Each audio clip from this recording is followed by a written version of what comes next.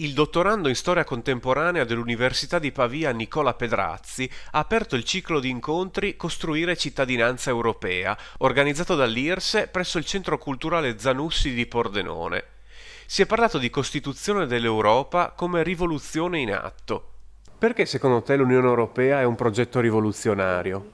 È indubbiamente un progetto rivoluzionario se si conosce la storia europea, nel senso che più di mezzo secolo di assenza di conflitti all'interno del continente europeo non si era mai verificato e presumo che l'Unione Europea o comunque la costruzione di un'Europa economica e politica abbia un suo ruolo in questo successo. La cosa drammatica di oggi è il fatto che la radicalità spesso si coagula in movimenti anti-europei, cioè sei radicale se sei anti-europeo, se sei anti-BCE, se sei anti-burocrati, se sei anti-Bruxelles.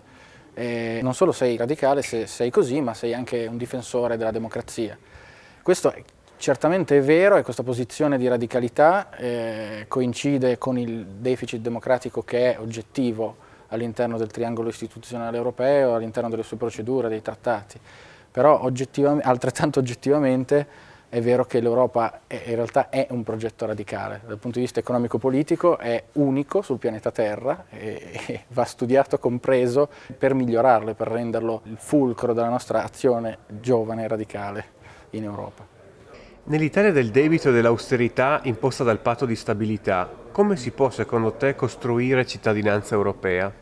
Il problema della costruzione della cittadinanza europea è legato anche non solo all'anti-europeismo, ma anche alla scarsa qualità dell'europeismo che spesso ci circonda, cioè questa retorica della bandiera blu con le stelline gialle, questi spesso materiali informativi o punti di informazione che in realtà sono poco frequentati, magari sì, sono aperti dalla Commissione sul territorio ma sono slegati dalle principali istituzioni territoriali che possono essere l'università, i comuni o piuttosto che altre istituzioni pubbliche.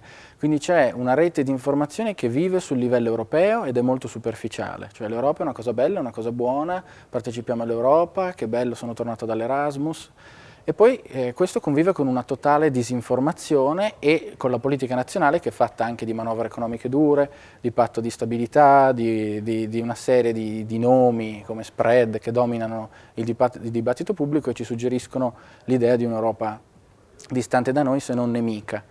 Come si può uscire non lo so. So quello che manca una visione e manca una volontà politica nelle elite dei diversi Stati membri. Cioè ci serve Jean Monnet, ci serve Delors, ci serve uno Spinelli, ci serve un De Gasperi, ci serve uno Schmitt, non li abbiamo. Ci serve un Mitterrand, non ci sono, non ci sono. E questo è il motivo per cui soffriamo. Da questa situazione di generale euroscetticismo, secondo te possiamo uscirne con più o con meno Europa? La storia dell'integrazione insegna che, anche se a piccolissimi passi, la più Europa ha prevalso sempre contro ogni posizione di arretramento.